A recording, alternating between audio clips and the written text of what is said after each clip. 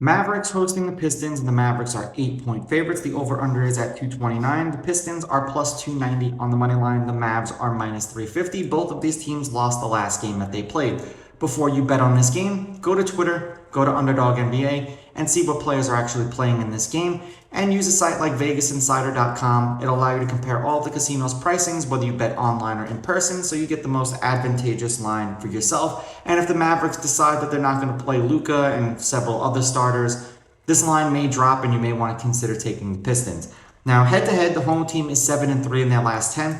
The Mavericks are 7-3 against the Pistons in their last 10. The favorite is 6-3-1 against the spread, while the favorite is 9-1 on the money line. The over has hit in their last 2 games. The over is 7-3 in their last 10, and the over 229.5, the under 229.5 is 6-4. The last game that they played, the Pistons won 131-125 in overtime as 8-point home underdogs. The game before that, the Mavericks won 131-113 as 8.5-point road favorites. The game before that, the Mavericks won 116-86. The game before that, the Mavericks won 115-105. 3 of the last 4, the favorite has won. 3 out of the last 4, the Mavericks have won.